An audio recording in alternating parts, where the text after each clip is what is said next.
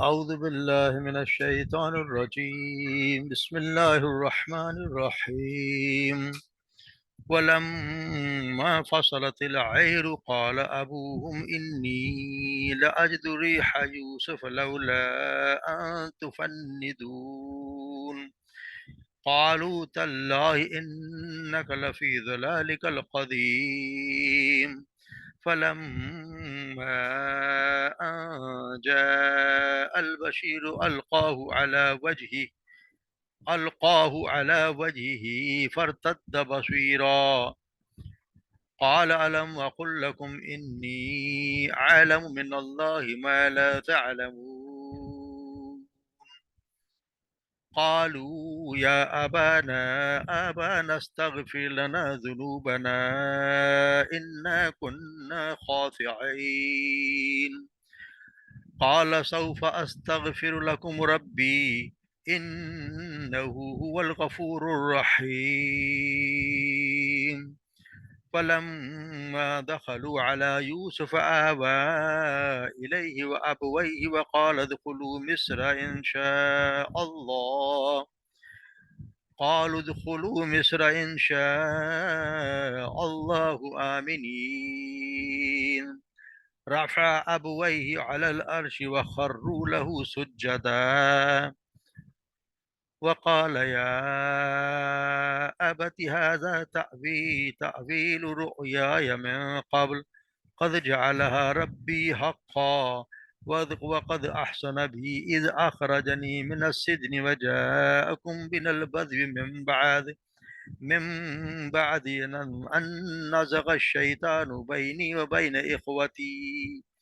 إن ربي لطيف لما يشاء إنه هو العليم الحكيم رب قد آتيتني من الملك وعلمتني من تعويل الأحاديث فاطر السماوات والأرض أنت ولي في الدنيا والآخرة توفني مسلما وألحقني بالصالحين صدق اللہ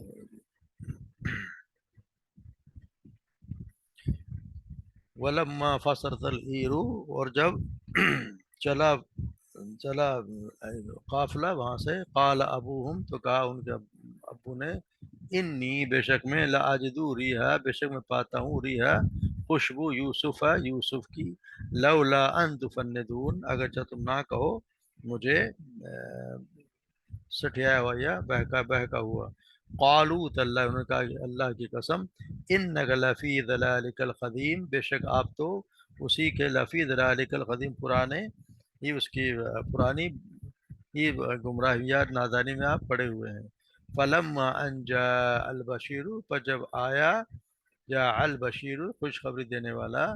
القاہ علی وجہی اور ڈال دی اس نے یعنی قمیض کو ڈال دیا اس نے علی وجہی اس کے چہرے پر فرتد بصیرا تو اس کی بینائی لوٹ آئی قال علم وقل لکم انہوں نے کہا کہ علم نقول کیا میں نہیں کہا تھا لکم تم سے انی بے شک میں عالم زیادہ جانتا ہوں من اللہ اللہ کی طرف سے ما لا تعلمون میں جانتا ہوں جو تم اللہ کی طرف سے نہیں جانتے قالوا انہوں نے کہا یا ابا نستغفر لنا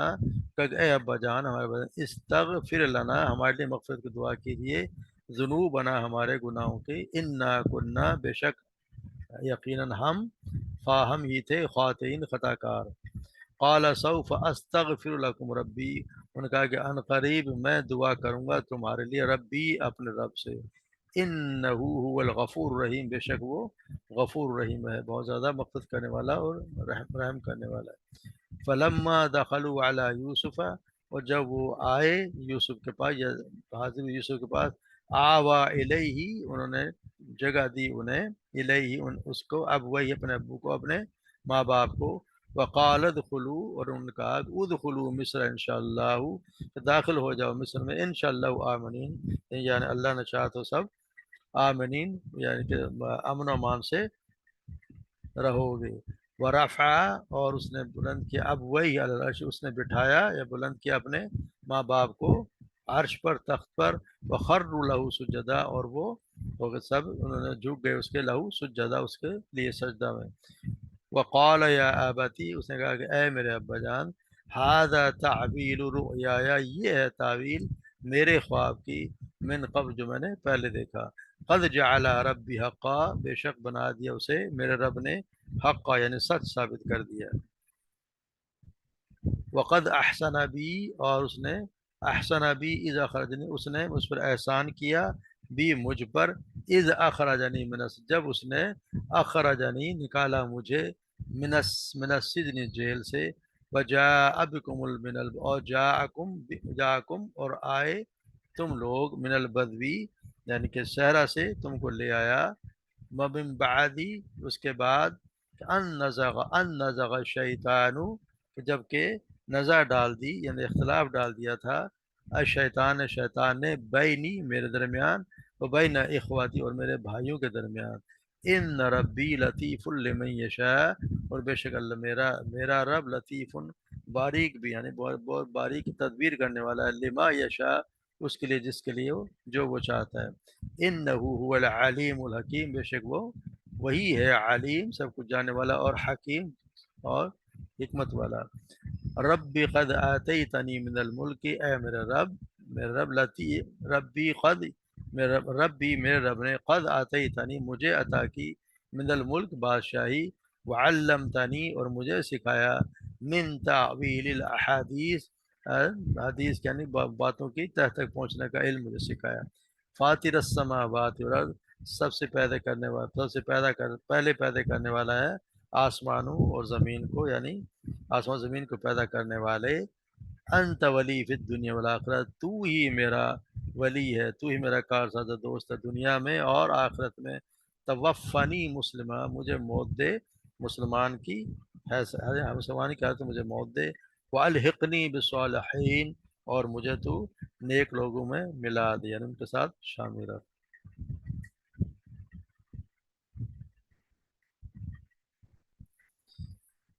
تم جیسے ہم یوسف علیہ السلام کے بارے میں واقعات پڑھتے آ رہے ہیں، اور ان کا جو جو مصر میں کس طرح ان کے بنی اسرائیل کس طرح اس کا جواب آج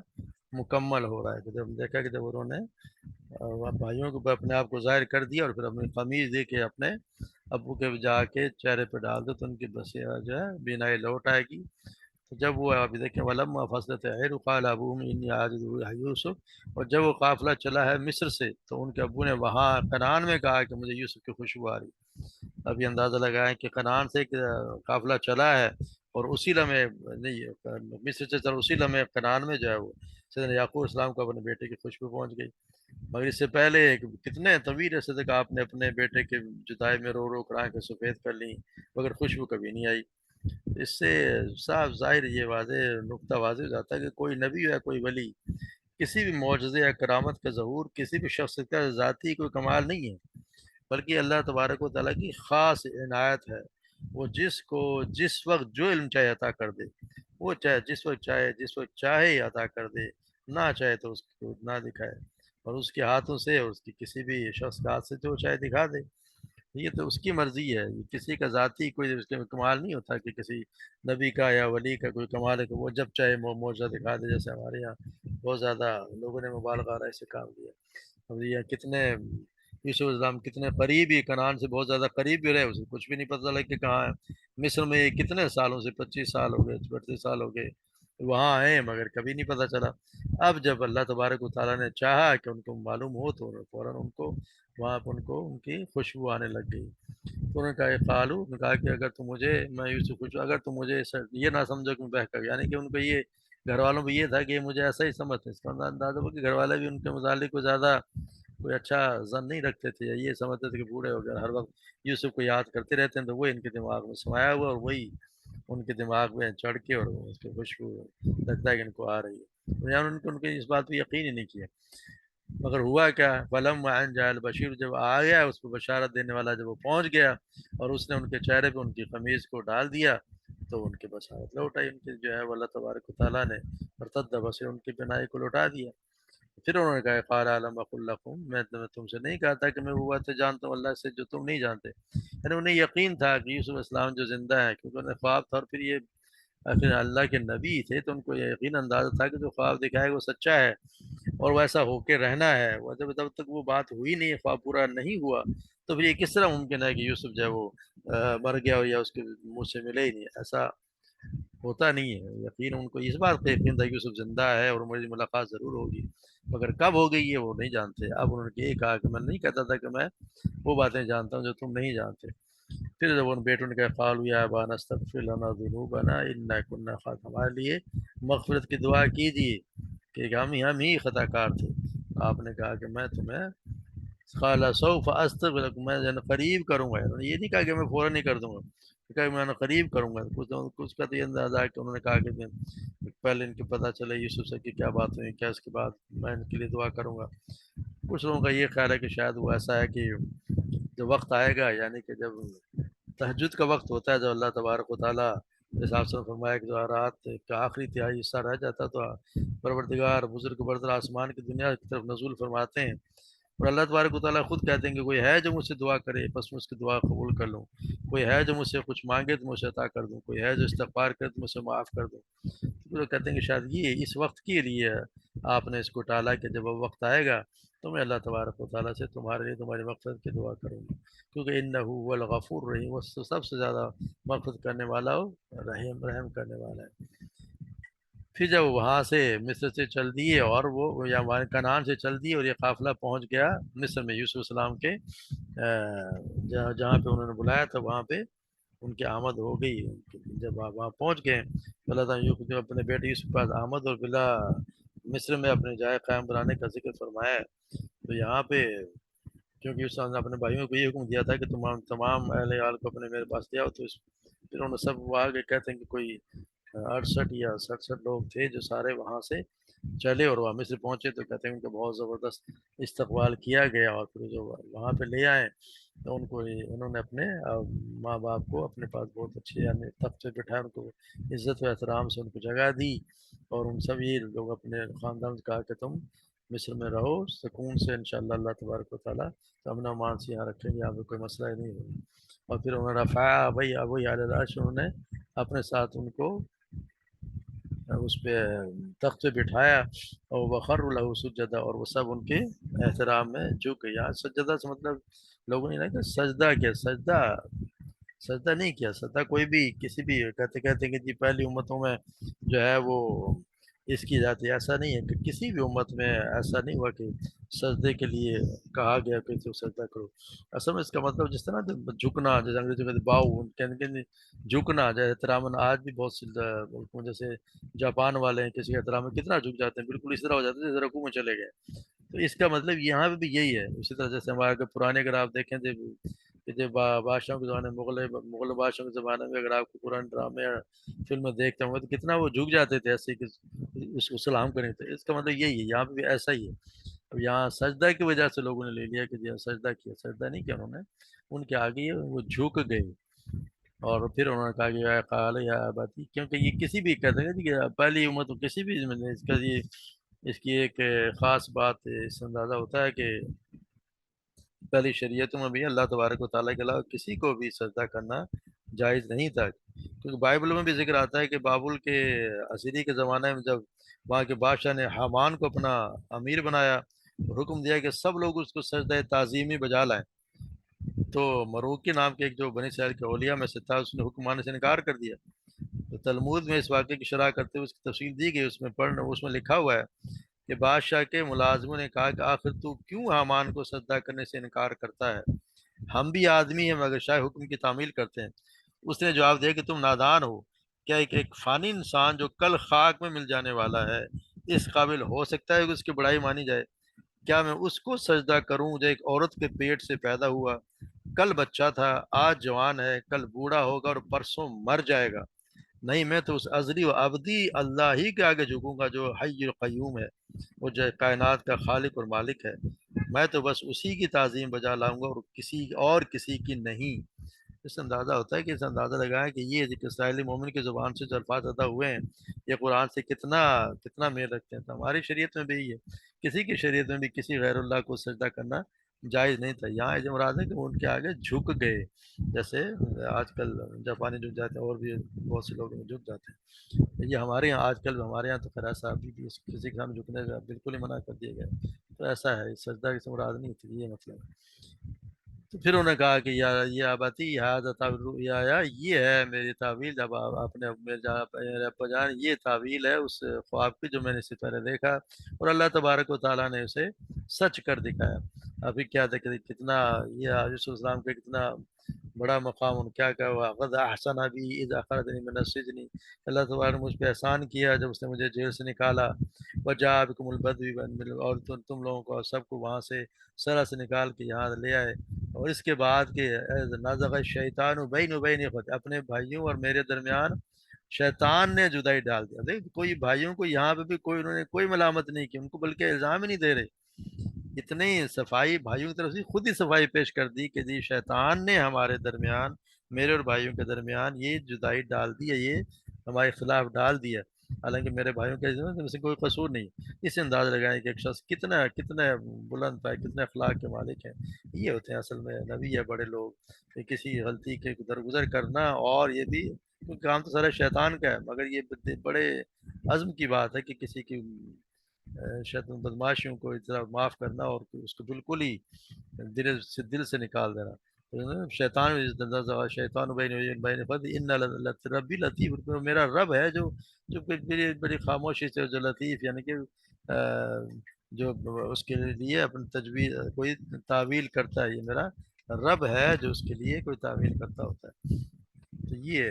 اسی طرح بتایا گیا انہ هو العلیم، اور وہی ہے جو علیم الحکیم ہے. پھر انہوں نے رب قد آتیتنی من العلم، اللہ کا شکر ادا کیا کہ اللہ اللہ تو ہی ہے جس نے مجھے بادشاہ دیکھیے اس میں پورے مصر کا بادشاہ بنا دے. کوئی عزیز عزیز نہیں، کوئی ملک مصر کا نہیں بادشاہ ہی ہو. رب قد آتیتنی من الملک وعلمتنی من تعویل الاحادیث، اور آپ نے مجھے علم دیا باتوں کی تہ تک پہنچنے کا. فاطر السماوات والارض، اور آسمان و زمین کے پیدا کرنے والے. انت ولی فی الدنیا والآخرہ، تو ہی کارساز ہے دنیا میں بھی اور آخرت میں بھی. توفانی مسلم الحقنی بالصالحین، تو مجھے اگر موت آئے تو یار مسلمان کی حیثیت سے، اور جو مجھے اور تو شامل کرنا ان لوگوں میں جن جو صالحین ہے. بندے انداز لگائیں کہ نبی ہیں اور یہ دعا ایسی کی جا رہی ہے کہ یہ صالحین میں وہ تو صالحین میں ہے، لیکن پھر بھی وہ صرف بندے کی حیثیت اللہ تبارک و تعالیٰ سے دعا کر رہے ہیں کہ مجھے ایسی موت دینا کہ جو مسلمان ہوں اور مجھے صالحین لوگوں میں سے شامل کرنا. اس سے اندازہ ہوتا ہے کہ انبیاء کرام کتنے اونچے پائے گے، کتنے بلند اخلاق، کتنا اخلاق ان کا زبردست ہوتا ہے، اور ان کے درگزر کرنے والے. کیونکہ اللہ کی صفات ہمیں بھی اپنانی چاہیے، وہ بھی اللہ کی صفات میں سے ہے کہ درگزر کرنا، معاف کرنا، اور پھر اللہ کے آگے بندے کے حیثیت سے جھک جانا، ہر چیز اللہ ہی سے مانگنا. یہ انسان کی صفت ہونی چاہیے. اللہ تبارک و تعالیٰ ہمیں بھی صحیح سے مدد عطا فرمائے، عمل کرنے کی توفیق عطا فرمائے. وما علینا الا البلاغ.